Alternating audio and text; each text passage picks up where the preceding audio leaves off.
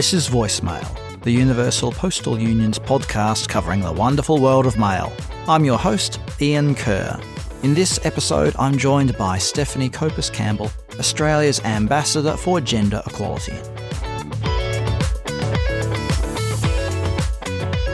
I'm joined by Stephanie Copus-Campbell, Australia's Ambassador for Gender Equality. Welcome. Let's start with the question that we ask all our guests on the UPU Voicemail podcast.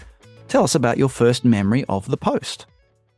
I love this question because, I was just telling my kids the other day that I miss good old-fashioned post. I mean, when you go out and you'd wait for that letter and you wasn't there and you were so disappointed and you went back the next day and you got it and you opened it slowly and you read it, it was quite magical. And now I just get bills in the post. But I think my first really good memory would be when my grandmother sent me a $1 bill for my birthday.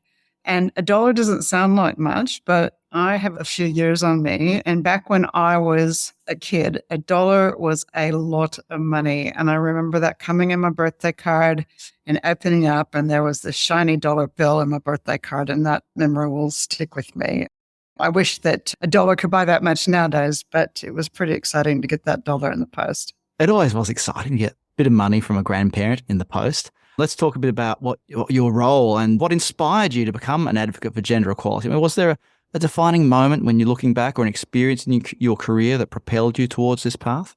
Yeah, I don't know. I grew up with a mother and father, actually, who both very much strongly supported equality in all forms, including gender equality. So it was part of my upbringing. But when I joined the development workforce, international development, and my first posting was to Papua New Guinea. I'm 25 years later. I'm still working on PNG in one way or another. But I saw very early on that if we did not have gender equality, if we did not have a situation where every person could contribute and there were no barriers in terms of that contribution, then one, our programs and projects were more successful, and two, the country as a whole was more successful. And in fact, it was clear, very clear to me across everything that I did, and not just programs that worked in the space of women's empowerment, but whether it be an infrastructure program, a health program, a mining project, etc. When you had gender equality, you had happier teams, you had better financial outcomes, you had better organizational outcomes, you had a healthier nation. So I've been a really strong advocate, both for personal reasons. I deeply believe in it. Gender equality is a human right. It is the right thing to do. But I have seen firsthand in everything that I have done in my career that the more gender equality you have, the better everyone is. Talking now about your role as the Ambassador for Gender Equality, could you elaborate more on what the goals and sort of the daily responsibilities of your office are and how that intersects with other national and international gender equality initiatives? Yeah. So my role is I'm Australia's lead advocate for gender equality internationally.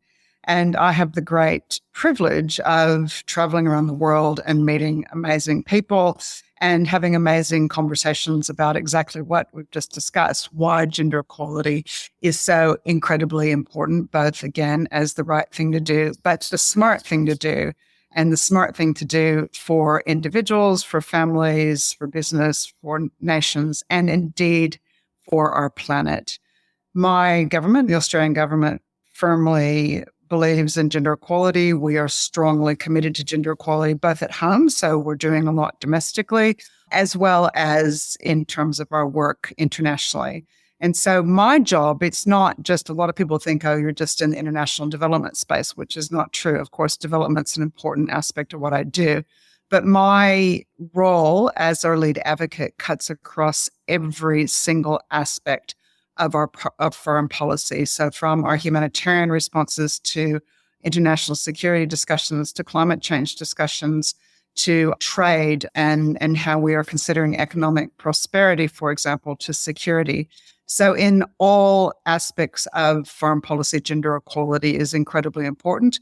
and being a lead advocate, it's a wide-ranging portfolio that I do engage with. Looking back on your first year in the role, what would you say some of the major challenges have been? This role has been incredibly wonderful and positive, and I have to say that up front, it's been the most incredible job because I've met the most incredible people. But of course, all roles do have their challenges. And for me, I believe it would be really understanding some of the global challenges that we face in terms of gender equality and really seeing firsthand how we've had some slip backwards in terms of gender equality and some pushback in terms of gender equality. And I think the challenge for me as someone who has dedicated her life and her career working on gender equality, when you realize that we might have more challenges in some areas than we did when I started this many, many, many years ago professionally, it can be quite confronting and therefore quite challenging, but also inspiration that we need to roll up our sleeves and continue to work together and do more. Now, you've worked across various fields such as socio-economic inclusion, human rights, gender-based violence, to name just a few. In your opinion, then, what specific initiatives in the postal sector could significantly advance and accelerate women's and young girls' empowerment? So the postal sector has some pretty amazing opportunities. You have opportunities in terms of how you engage women and men in your workforce, how you have a large workforce, how you're able to train people to promote values and principles to ensure that people understand why this is so important. So the postal sector can do a lot through their employees. You can do a lot through your customers in terms of the services that you are enabling women to access that may be difficult to access otherwise in your postal shops, etc., that enable them to then perhaps have more security in how they access services or more freedom, for example. And indeed, the way in which you're now starting to look at e-commerce, I find that really exciting because within that space, more and more women can participate in terms of promoting their financial well-being. And we know that when a woman has more income, when she has more opportunities to earn that income, including through all the incredible opportunities with e-commerce, then she has the ability to take care of herself, take care of her family, ensure that she may be able to leave a violent situation if she needs to and has that financial empowerment to do so, etc. So the ability to unlock financial assets for women, to give them opportunities. We know that in terms of income, access to income and access to income generation opportunities, it is much harder for women than it is for men. So the opportunities and the innovation that can come with the postal sector, that is really, really positive and frankly, really, really exciting. Now, Australia is an active supporter and advocate of gender equality within the UPU and its membership. What support or changes would you like to see from the UPU to further the gender equality agenda in the global postal sector? So I have to say, I mean, I'm pretty impressed with what you're doing. I'm actually really impressed. And I know that there was a major step last year in approving the inaugural gender equality policy. And I understand that the importance of this for the organization is to help to guide the sector in positive transformation. So having that leadership and having a policy in place, I understand that you're doing things like promoting education and professional development of women, as you noted. Those are all really wonderful and really important steps forward. So I don't know if I'm actually well placed to say this is what I'd like to see you do more of, but what I can say is what I'd like to understand more of. I'd like to understand what targets you have. It's one thing to have a policy, and we often have a policy, but unless you know where you're heading and what you want to achieve, and you can measure against that and report it, then it's more difficult to see and to understand what success looks like and also what you need to learn from and do differently. So I'd be really keen within your policy to understand a bit more of what do you want to see within 5 years and how do you plan to get there? And then what else you may want to, for example, do differently and also what you can share with others, because the work that you're doing in many spaces, it is innovative. It is something that others can really learn from. So I'd like to see how you're making that progress, how you're reporting it, and how you're sharing it. And this work, I have to say, is so important. There is not a single country in the world that is on track to meet the United Nations Sustainable Development Goals, and so goal number 5, gender equality by 2030. Not a single country. And we all have to work together in every single sector to ensure that we're doing better and that we're lifting our game, and indeed that we're not going backwards. So what you are doing and the innovations that you are putting forward, really, really important. And I'd like to see you continue to share that and to inspire others to also take this really essential, important work forward. Let's talk a bit about leadership then. Australia was behind the appointment of the UPU Deputy Director General as the first gender equality champion for the organisation. So how do you see the role of public gender advocates or male allies in accelerating progress towards a more equal world? I mean, could you even see a man in your post in the future? So there's no way that women can do this alone, or should women do this alone. And having male champions, male partners, men working alongside us is so incredibly important. And without that, we will fail. We will absolutely fail without male champions. And I'm delighted to say that I've met hundreds and hundreds of just impressive, strong male champions. And sometimes, frankly, if I walk into a room and I'm speaking to men, they may not be listening the same way as if a man walked in the room and spoke to them as a man, and they listen in a different way, perhaps. And so it's really important that we come at this at different angles, and that's really essential. So the male champions are, they're vital, absolutely vital. At the same time, can and should a male be doing my role? Well, yes, a man could do my role. And I think it's really what the emphasis is at any one time. I do find, in terms of the emphasis that I've placed on this role, I go and I sit down and I speak to women all over the world. And I speak to women in terms of our shared experiences of being a woman. I speak to women about the shared experiences of the unequal burden of childcare, about some of the issues that women might deal with in terms of confidence, of some of the issues that women might deal with in male environments where we try to speak and we're not listened to and kind of shut down, and some of the issues around domestic violence, etc. And so given that sharing of experience and being able to share some of my own experience and some of my own experience that hasn't been positive, I'm able to really unlock important conversations so that I can learn, I can understand, and those that I'm speaking with feel that they've also been heard. So I'm not sure that if that's the emphasis of the role, it's important potentially to have a woman doing that. That said, if you want to look at a different emphasis of this role and look at it in terms of how are we speaking with men, how are we speaking with young boys, how are we ensuring that we are looking at gender equality as an issue of men and women, which of course it is. And that's the emphasis of this role, which it very much could, and perhaps there's room for that to happen, soon.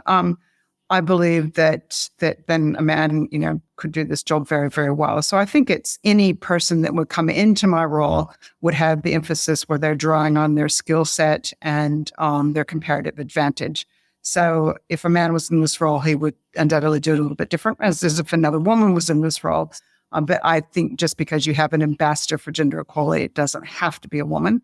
The way in which I have carried out my role, it's been helpful being a woman so that I can sit down and really speak to other women about our shared experience. Let's look forward then. What advice would you give to young people, especially young women, who are aspiring to lead and to make a difference in fields like the postal sector? What would you say? I would say thank you. I would say you are incredibly important. I would say your contribution is essential for a healthy, innovative, and successful organization. I would say to them, and I have, it's not always going to be easy. And there's days where it feels extra hard. And sometimes what you may be experiencing may be a little bit harder than your male counterparts. If you look at the statistics, you may have a more significant care burden. You may feel that when you are speaking up in a meeting, no one's listening, and you turn and you see your male colleagues speak up and then people turn and listen. You may feel you have to speak louder and more often to be heard. And sometimes you may feel very, very frustrated. But keep at it. Keep at it because it is important. Keep at it because you are a model for other women. We can't be what we can't see. We need to understand where we can go and how we can get there from those who have done it and are doing it. And so by women coming together and working to contribute to an organization and demonstrating why that is so important, it is not just important for the individual or for the organization, it's important for everyone. So I say to all women that I meet, it may not be easy at times, but it is so incredibly essential. And thank you. A quick question before we wrap up. Is there a flip side to that? If you're a young aspiring leader and you're male, how do you make room in your career to make sure that women's voices are heard and that there is equality in your own career? It's not a zero-sum game. I think there's a sense that if a woman comes and she's successful, then men might lose out, or and that's just something we need a lot further education and conversations about. When you have a workforce, and this is what I would say to men, understand why this is so important. Understand why when there's gender equality in the workforce, it is going to be better for you and it's going to be better for your entire organization. There is so much evidence out there to say when you have more equality in a workforce, you have happier teams, you have better decisions. Your team as a whole will do better. There will be potentially less discrimination in other areas. And so it's really important for men and women to understand that gender equality is absolutely not a zero-sum game. It absolutely benefits everyone. And when we can jointly promote that, and for men too, I think it's really important to understand what some of the barriers are that they may not even realize because they haven't had to experience it. So that idea that women are, even if they feel it might not be happening in their own home, there's a lot of social expectations, for example, that women will be the ones taking care of the children or going home when the kids are sick. And when they don't do that, there is a lot more judgment often than there would be on a man. And that can be then a barrier for women. Understanding the rates of violence against women in our community and how that can be a barrier, and what to look out for. And so when you don't have something that is part of your lived experience every single day, and I'll just give you a really quick example because it's an important one. I was in Melbourne the other day and I was wanting to go out for a run. And I asked a male colleague, is it safe around this area to go for a run? He said, I go for a run every morning, no worries. And it wasn't a worry for him. He went for a run every morning. I went out for a run and there were a few men that were quite, they'd been at the casino all night. They were coming out at 6 o'clock in the morning and they harassed me terribly and I was scared and I had to come back and it wasn't safe for me.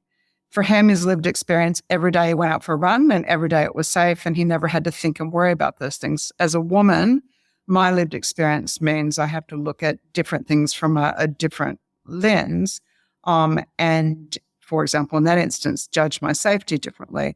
And so I believe it's really important for men to understand that and also to question both men and women some of those unconscious biases that we may carry as well about how we view the role of women and the role of men, and challenge ourselves on that as well. So it's part of just, again, that training, that awareness, that understanding, and being able to understand that people have different lived experiences based on many different factors and aspects, but some of that is based on the fact that there are, for example, social norms around what women are expected to do and men are expected to do. There's so much more we could talk about. But I think this is a great starting point for many other conversations for us to have in the postal sector about gender equality. Stephanie Copus-Campbell, Australia's Ambassador for Gender Equality. Thank you very much for joining us on the UPU Voicemail podcast today. Pleasure. Thank you very much for speaking with me. You've been listening to Voicemail, the official podcast of the Universal Postal Union. Subscribe to the podcast on your favourite podcast platform and you'll get each episode downloaded to the device of your choosing as it's released. My thanks to the team at the UPU for their help putting together this episode. I'm your host, Ian Kerr, and I look forward to your company next time on Voicemail, the podcast of the UPU.